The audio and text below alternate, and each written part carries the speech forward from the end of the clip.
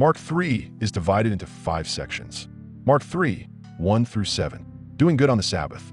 Jesus confronts hard hearts in the synagogue by asking whether the Sabbath permits saving life or doing harm. He heals a man's shriveled hand, and the Pharisees respond by plotting with the Herodians to kill him as he withdraws toward the lake. A helpful verse to hold on to here is verse 5. He looked around at them in anger and, deeply distressed at their stubborn hearts, said to the man, "Stretch out your hand." He stretched it out, and his hand was completely restored. Verses 8 through 14. Crowds gather, and 12 are appointed. Great crowds from many regions press toward Jesus because they hear of his works, forcing him to arrange a boat, while impure spirits identify him as God's son. Jesus then goes up a mountain and appoints 12 chosen companions to be with him and to be sent out to preach. Keep verse 14 in mind as you review this section. He appointed 12 that they might be with him and that he might send them out to preach. Verses 15 through 21. Authority and misunderstanding. Jesus gives the 12 authority to drive out demons, and Mark names the appointed apostles. When Jesus enters a house, such a crowd prevents even eating, and his family sets out to restrain him because people are saying he is out of his mind. Verse 15 captures an important idea in this passage, and to have authority to drive out demons. Verses 22 through 28. A divided kingdom cannot stand. Jerusalem's teachers accuse Jesus of using the ruler of demons to expel demons. Jesus answers that Satan cannot cast out Satan without destroying his own kingdom, compares his work to binding a strong man, and introduces a grave warning about blasphemy. A memorable verse from this section is verse 27. In fact, no one can enter a strong man's house without first tying him up. Then he can plunder the strong man's house. Verses 29 through 35. The unforgivable slander and Jesus' family. Jesus warns that persistently calling the Holy Spirit impure is an eternal sin. When his mother and brothers summon him from outside, he looks at those seated around him and identifies everyone who does God's will as his true family. The verse to notice here is verse 35. Whoever does God's will is my brother and sister and mother.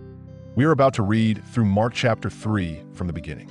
Another time Jesus went into the synagogue, and a man with a shriveled hand was there. Some of them were looking for a reason to accuse Jesus, so they watched him closely to see if he would heal him on the Sabbath. Jesus said to the man with the shriveled hand, "Stand up in front of everyone." Then Jesus asked them, "Which is lawful on the Sabbath, to do good or to do evil, to save life or to kill?"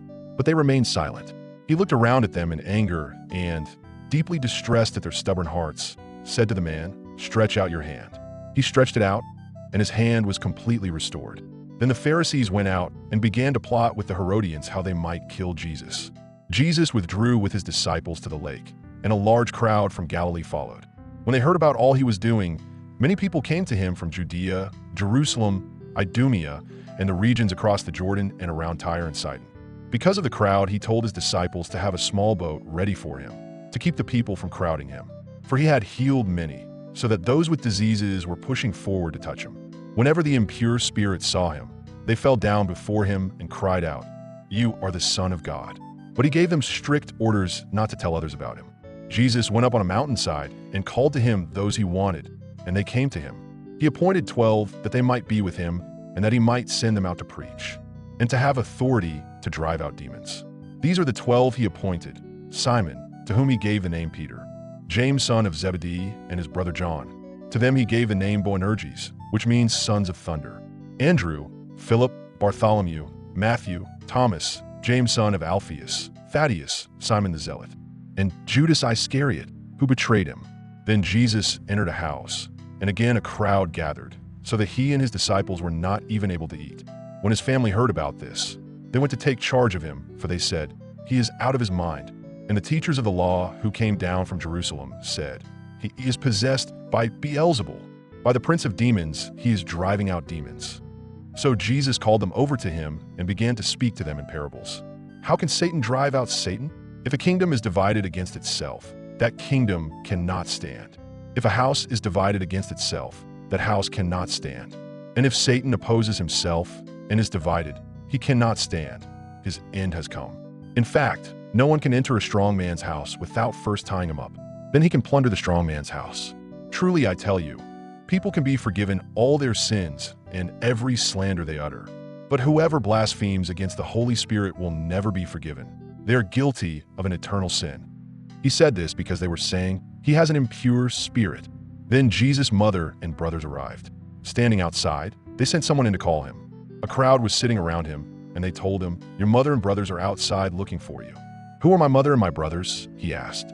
Then he looked at those seated in a circle around him and said, "Here are my mother and my brothers. Whoever does God's will is my brother and sister and mother."